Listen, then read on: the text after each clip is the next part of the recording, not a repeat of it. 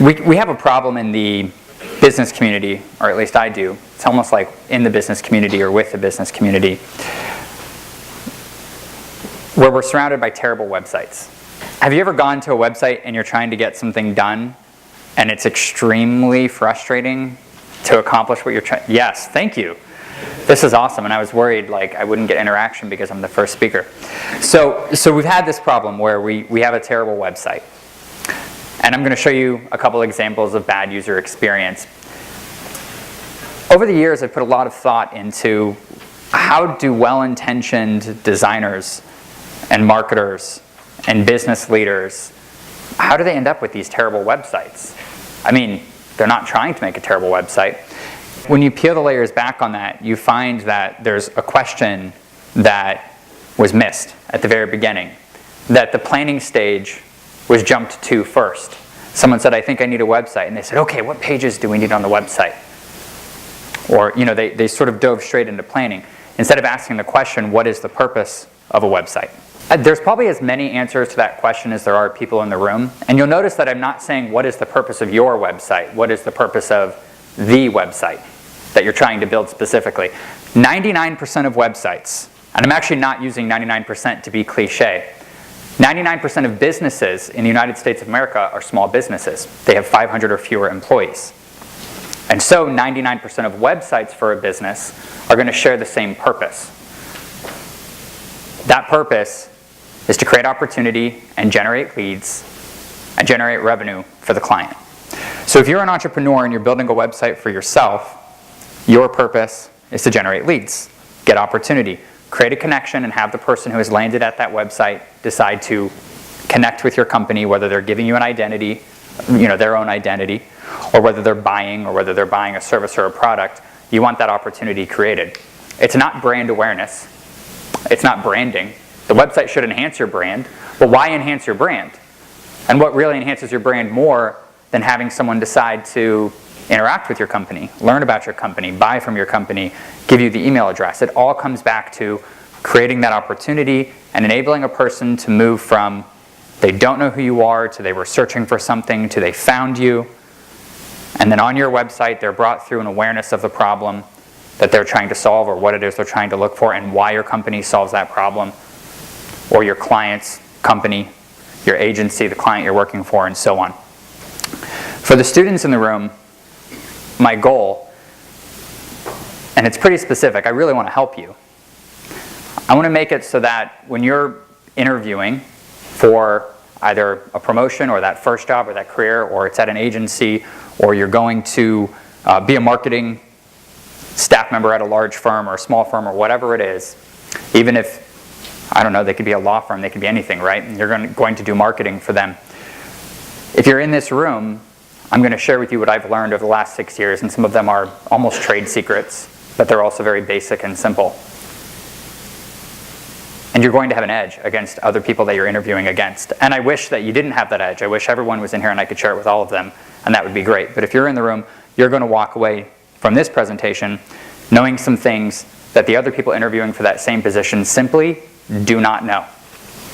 I think that's a desirable thing. Am I off base? Okay, good. I'm getting a couple head nods. I'm going to take that and roll with it. There's 4 pillars to a successful website. Your on-site SEO, that's search engine optimization. I'll dive into it a little bit. Then you have the copy, the written word itself on that page. And that actually does impact your SEO also. But we're gonna list them out, and then I'm going to show you how they interconnect. And then we have the user experience itself. And user experience includes design. If there's any designers in here, don't get mad at me. But it includes design. Design doesn't exist just to be design. You don't create something just for the purpose of having created it. You create something for the purpose of whatever result it's going to get. And when it comes to a website, that's user experience. That's when someone arrives at the website, do they just back out? Do they arrive and they go, no, and they leave? Are they on their iPhone and they see your link on Facebook or whatever we're on these days, Snapchat, whatever we're doing, I guess Instagram, and you go to it and it's not mobile friendly and you can't see anything and you have to go like this and you're like, I'm out of here. And you leave. Does it take too long to load? Those are user experience factors and more. And the final one is lead generation and your sales funnel. So when we're attempting to move someone through that pathway, eventually they need to land at the point where they can make an interaction with your company. And I'm not trying to be cliche with this whole sales funnel thing. You do want to enhance your brand. You do want to have those people who hit your website. I'm going to keep saying your website because I want you to own it. If you're building it for a client, it's yours and you should be proud of your work. If you're building it for yourself as an entrepreneur, it's yours and it can make or break your success. And so you need to view this from the lens of, okay, this is my website, this is my project. If you're doing the video for the website, if you're doing the design for the website, if you're doing the writing for the website, if you're doing back-end programming for the website, no matter which piece of the website you're touching, it's still your website. Okay, so let's keep going. On-site SEO. On-site SEO, search engine optimization, that term is a really big generality. It's like saying the word marketing. Having a website is SEO. Literally, like just the fact of launching a site and putting it up on the internet, that's SEO. Adding a new page to your website, that's technically SEO. There's good SEO and there's bad SEO, so there's like good websites and bad websites. Ultimately, search engine optimization is any action at all that is taken to get a search engine to show your website to someone who's looking for you, not you by name, but you know what you offer. But any action at all that's taken to have them find you. That could be writing an article about the problems you solve, and so they go Googling their problem and then they find you. Okay, that's SEO. Having great content on your site, that's SEO. Having a Facebook page with a link pointing back at your website, that's SEO too. So let me kind of talk about what aspect. I'm going to talk about on-site SEO. And in order to understand on-site SEO, you have to understand Google and how Google works. Google is actually a librarian. And you can picture that however you want. You can picture it as like, I don't know, Ryan Reynolds with glasses on, kind of being sexy. You can picture a cliche sexy librarian. For some reason, I prefer to picture a librarian who's like 60 years old, used to be a teacher, and has curly gray hair and glasses and is really nerdy, and her name is Edna. But Edna's really nice, and she like knows everything, and every time you go in, so Google is Edna, and I think of Google as a she, kind of like for some reason, boats are always named after a woman. I don't know why this is, but Google's a woman. We're just gonna, okay, Google is very powerful, as are women. Okay, so Google's a woman. So let's just, okay. So here's what Google does. Google does not rank a website according to the entire website. Google ranks a website from each individual page. So imagine if Edna was ridiculously smart, which she is. She was ridiculously smart to where when you walked in and you said, I'm looking for a book on architecture. She said, would you be more specific, please? So I'm looking for a book on Roman architecture. Okay, what about Roman architecture would you like to know? Well, I'd like to know about the Roman aqueducts and when the Roman aqueducts, okay. Go to this shelf in this section, pull out this book, and go to page 256 and go to paragraph 3, and there's your answer. That's Google. That's what Google does. In order to do that, they look at every single word on every single page of a website. They don't actually, to start, they start with individual pages to decide whether or not to show a website to someone. When you start to understand that, you realize that that means that you can break out on-site search engine optimization into the sum of its parts to get the whole thing that you want. You can say, okay, well what problem do I solve? I'm going to be funny again. Well, I build custom furniture out of found wood. I'm very crunchy. I live in Portland. This is what I do. And the show Portlandia offends me. No, so I build this out of found wood, and this is what I do. Well, what do people look for? Are they looking for custom furniture? Are they looking for unique furniture? Are they looking for, maybe they're thinking of building their own, but I'm gonna show them the entire process, and they're gonna realize how hard it is, and they're just gonna hire me. And so you write an article about that. That's search engine optimization. Google loves it. Who here thinks people don't read anymore? Come on, be honest. Okay, thank you. So that was like a third of the room. You know who does read is Google. Google reads every single word on every single page and decides whether or not to show a website based on that. Also, the more niche the industry that you're creating a website for, the more likely it is that it will be well researched and well read. And I'll give you an example. We have a client that is a fertility clinic. The doctors, when their patients come in, not only will their patients know, first of all, we can agree that that is a very personal subject. If you are going to be freezing eggs, if you're going to be getting in vitro, if you have had trouble getting pregnant, you and your significant other, this is, or you're wanting, whatever that is, it's very personal, yes? This is like, it's very intimate. They come in not only having well-researched all of the different opportunities, all the different ways they could solve it, all the potential problems. They know where the doctor got their bachelor's, their master's, their PhD, where they did their residency, where they did their fellowship, how long they've been practicing. They've literally stalked. If it wasn't for that kind of a purpose, it's borderline like Facebook stalking. It's like they're actually they know everything about the doctor.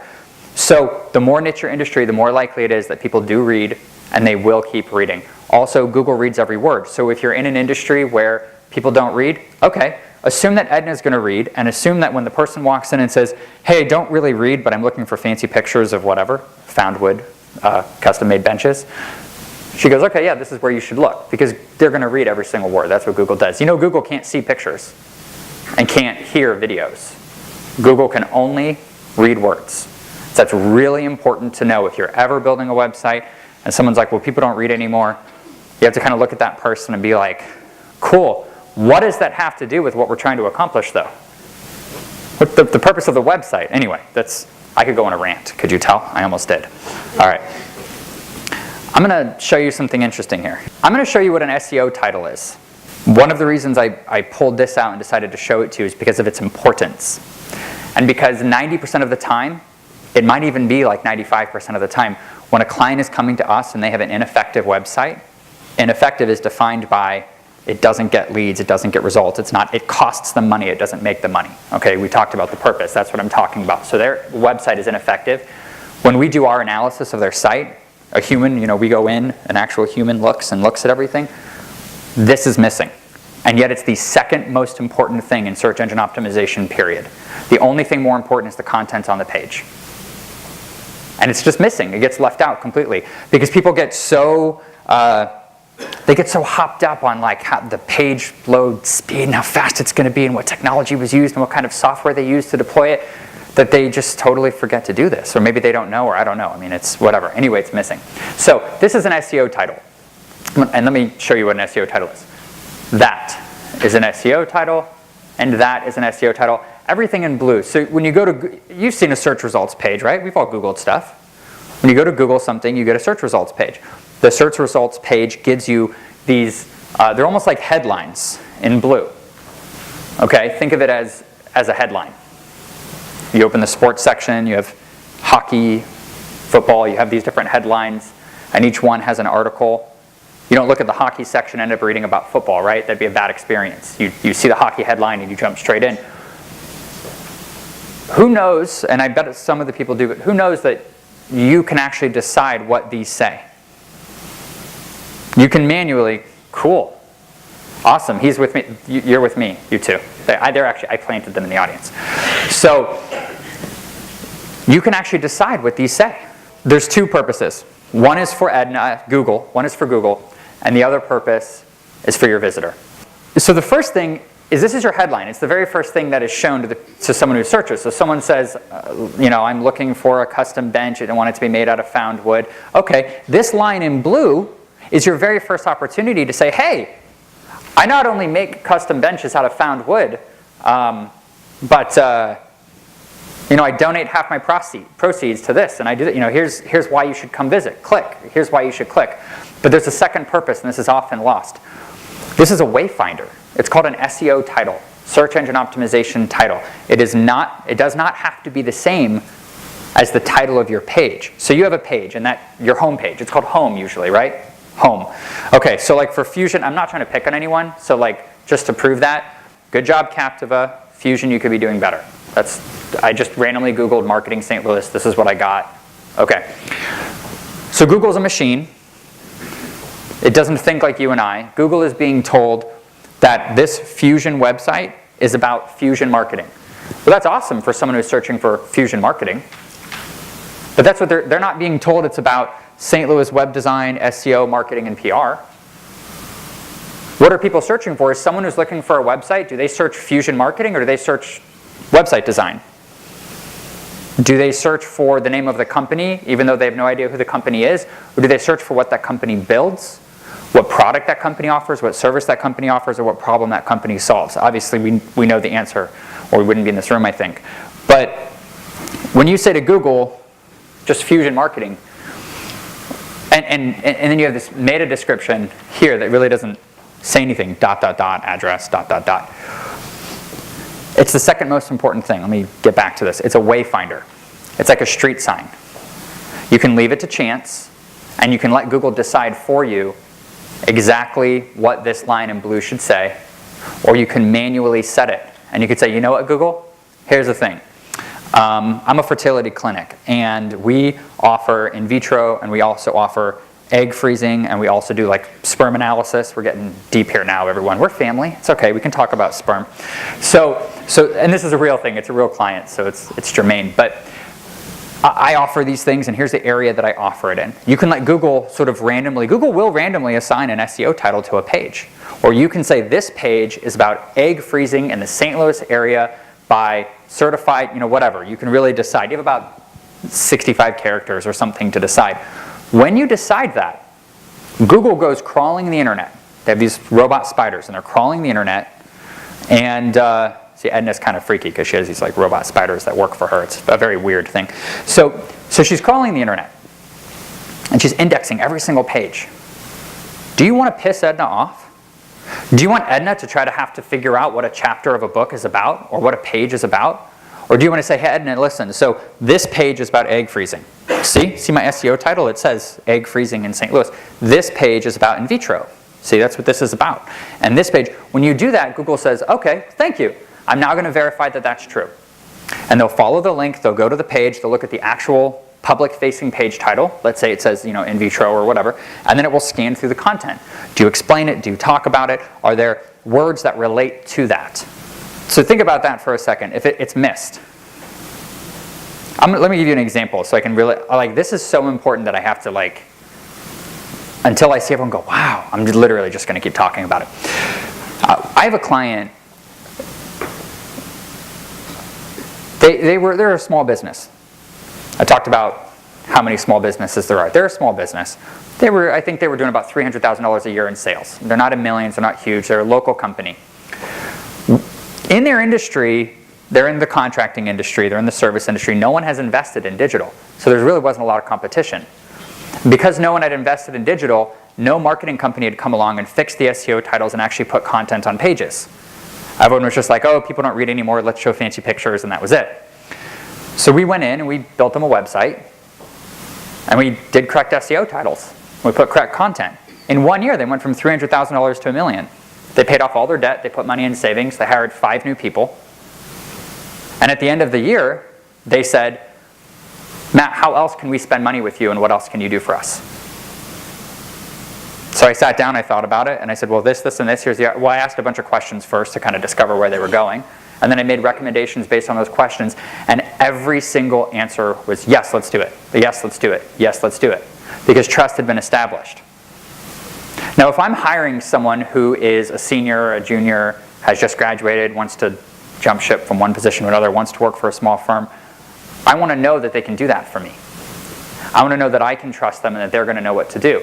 These SEO titles are so important, they can literally, in some industries, equal job creation, equal an expanding business, equal someone paying off all their debt and for the first time in their life being debt-free because they suddenly had so much money. This is a company that used to spend $10,000 a year in the yellow pages. I don't know about you, but I use that stuff for kindling when I'm making fires at my mother-in-law's place. So these are really important, these SEO titles. They are the very first thing that Google looks at to decide what is a page about. Don't leave them to chance. Use your wayfinding. Tell Google where to go. So we all get that now, I think. Okay, good. Thank you for the head nods. Now I'll keep going. You guys are so awesome. Okay, so we're going to talk about copy, the written word on the page. And the copy of a website, again, we talked about how people don't read.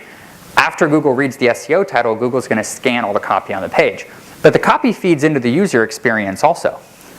Because we're attempting to move a person through an awareness of whatever the problem is, into a solution, and then lo and behold, what to do next.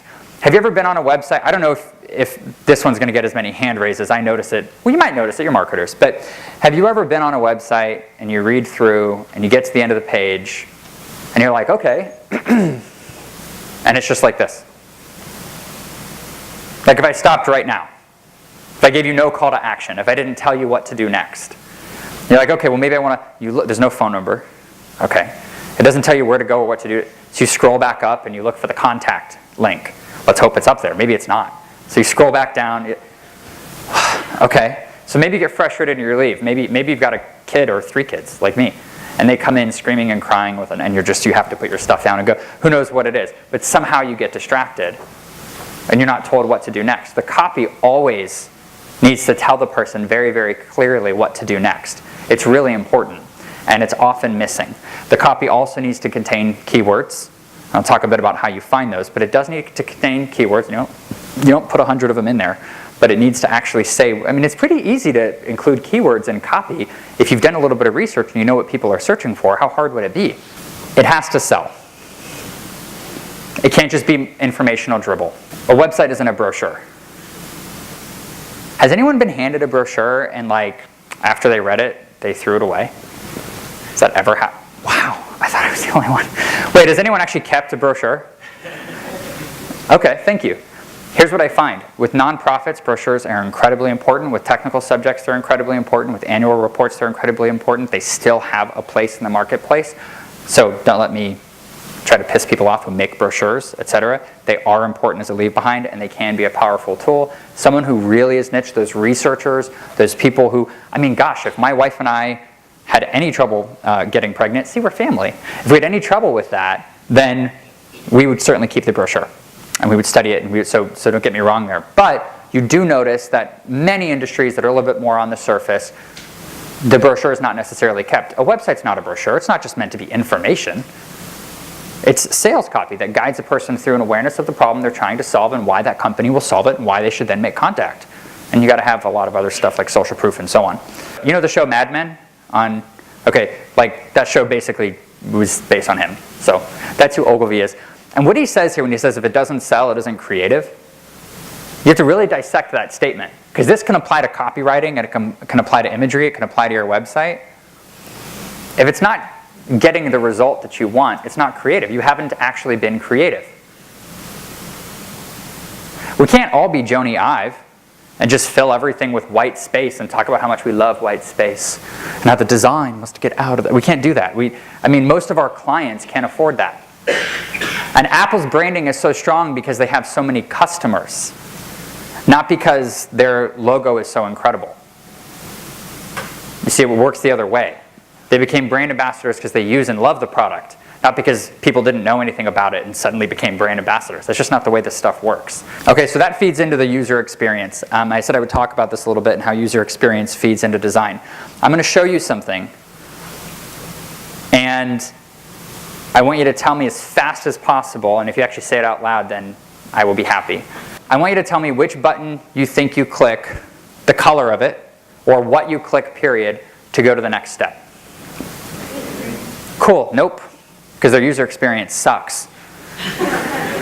And this is a huge website. This is Eventbrite.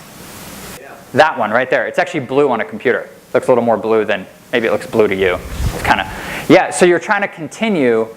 The green button is, clearly the green button is like the call to action, right? Like, who did this? What? They need a hand slap. They're clearly capable of making something that's simple, and they clearly should, like, manually edit should be here and initiate should be there. Pretty simple, right? But if you're not thinking with what is a website for, what is its purpose, and why a website, this stuff's going to happen all over your site. And not just when you're trying to sort of slyly discourage people from getting refunds, which is clearly what this is doing, but it's also going to happen when you're trying to move someone to the next step. Here's the thing. If our purpose is to generate opportunity, whether it's for ourselves, our own business, the agency, the client, if that's our purpose, we're trying to create a connection with the customer and create an opportunity, get some kind of a lead, a donation, a volunteer, connect with someone we serve, then we need to think with that throughout the entire process of what we're building, regardless of if the piece that we're touching is the design, the programming, the video, whatever that is. We have to think with it. If we're the project manager, we have to think with that. Otherwise, honestly, if we don't do that, we're not just letting the client down, we're letting ourselves down. How can you be prideful of your work if it doesn't get the result that you want it to get? Because the end result of a great website isn't a website. It's what it's producing and what generates as a result. And with that being said, let me talk about crack-addicted monkeys. Don't build your website for humans. Build your website for crack-addicted monkeys. When someone is searching the internet for whatever they're searching for, you do want to view them from a design and a user experience perspective. You want to view them as a crack-addicted monkey, not as a human. Now, I'm not trying to be mean. I mean, yes, you want to make a connection with that human, but prior to creating that connection, so as soon as they make the connection with you, they're a human. Prior to making the connection with you, they're a crack-addicted monkey looking for a banana. And you have to give the monkey the banana. You have to do it. Because what happens if they land on your tree? How cute is that monkey? And how is it that small? Okay, anyway, I don't know where I found that. So if they land at your website and they're like, there's no bananas, they leave. They go somewhere else. They go to a different website. So you have to give them the banana. Once they have the banana, now what would the banana be? Well, you can break that down into micro steps, like the fact that the green button was not the right button to push. That was a frustrating experience. That didn't give the monkey the banana. That was like, nope, you can't have it, hoo-hoo-hoo, and you're holding it up here is terrible. So it's pretty important that you give the monkey the banana. I want to talk about user behavior for a second. And how many people are on their iPhones when they're watching TV and stuff? Like everyone, right? We all do that. I mean, sometimes I just need to put that phone in the other room if I really... Anyway, so we all do this. So let me ask you this. How many people research something on their phone that they know they need to do the next day or the next weekend, like at night when they're watching TV? Do you ever do that? Think about okay, so a lot of people. Now, how many businesses are open at 9 o'clock at night when you're watching your favorite show? Or Stranger Things, or Breaking Bad. And if one of those three isn't to show you, please get up and leave. When people are watching these shows, and let me just give you a real example. Let's say that you are planning, you're a bridesmaid, or you are a best man. Okay, that's probably going to be, at night you're on your phone, you're searching where are we going to go, what are we going to do. Let's say you're figuring out where to do the bridal shower, and you want to figure out where to do it. I think it'd be pretty common that while you were watching this show, or Grey's Anatomy, or whatever, Project Runway, my wife likes that. So while you're watching these shows, chances are you might on your laptop, on your iPad, on your iPhone, Android, whatever you have, Bing. Anyway, chances are you're going to do some searching and you're going to land at a website. And when you're on that website, you're going to suddenly, at some point, you're going to come across the website that makes you want to call. You say, I think this is the place I want to go. You're going to look at the clock, it's going to be 9 o'clock at night. So you can call and leave a message. For some reason, I hate doing that. I mean, we all text. Who really wants to call and leave a message? So you go to the contact form. And you're hoping, let me ask my questions. Except sometimes you don't really know what they might need from you. They haven't expressed any interest. It's name, message, number. Or name, number, message. We've seen that on the contact form, right? Name, email, message, or name, email, number, message. How about asking some great questions? Let's use this bridal shower example. How many people are there in the party? When do you want the bridal shower to be? Not an absurd amount of questions, but while the person is watching Walking Dead at night, let's make sure that we're not ruining their ability to become a lead. Let's make sure that the next day when we call them, instead of it being a totally cold call, hi Beth, we got your form submission, thank you, what do you need? That sucks. Okay, how about, hi Beth, thanks so much for filling the submission out. I see that there's a wedding coming up. You said the wedding was October, you wanted to have the bridal shower in September, and there's 12 in your party. Did you have a preference whether you wanted to do that in the morning or at night? How many competitors that same person submitted a form to have taken that approach and where the phone call, because you go from enhancing the brand. We talked about enhancing the brand and creating the opportunity. So you go from this good experience, then the phone call is also a warm call and not a cold call. The other two places, they take 3 days to call her back, or she has to call them because no one called, or when they do call, it's sort of kind of jarring getting started because, whatever, right? So this happens. So I want to talk, do that. Really think about your lead generation and your sales funnel. Now from a design perspective and a user experience, I'll show you a site that we redid for a business here in Clayton. This is their old site. Now, here's the crazy thing.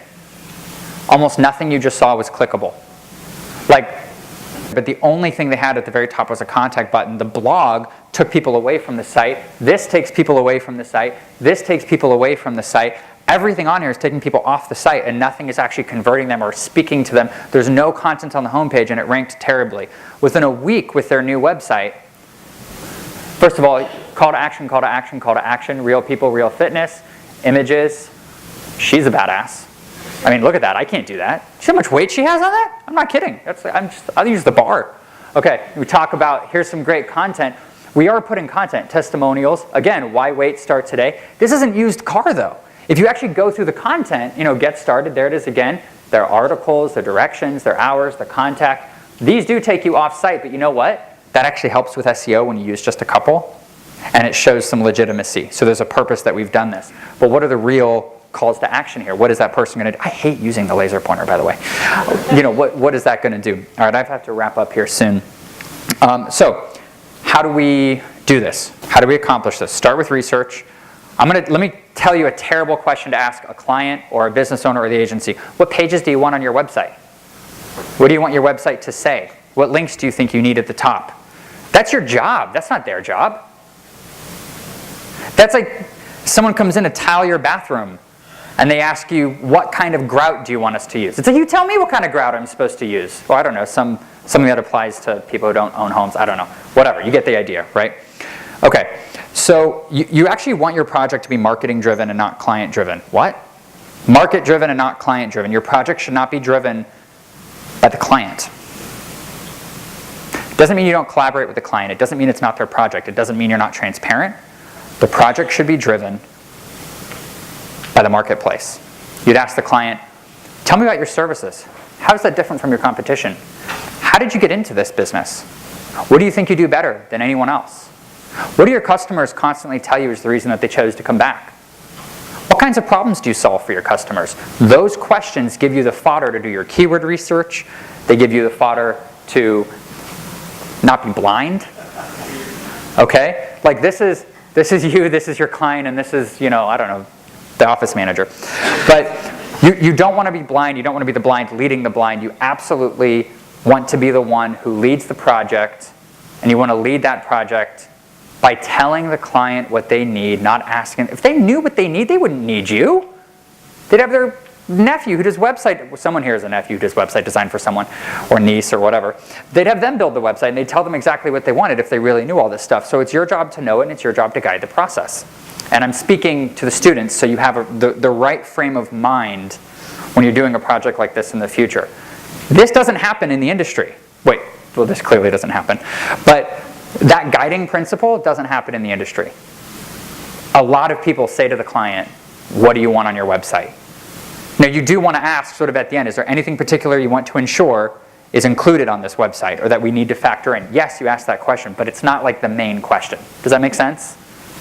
Okay, I'll wrap up quickly here, hang on. Anyway, because they don't know what they don't know. So you need to do your strategy and you need to do your planning, and doing your strategy and planning comes from your research, and your research is going to pretty much tell you what you need to know. Again, that memo I talked about, it tells you where to go to do that research, how to use Google, how to plan that out. You create a sitemap, you create your keywords from that research, you create your SEO titles. Notice how the design hasn't even started. Then you write your content and you do your design and your development. The design is a form follows function proposition.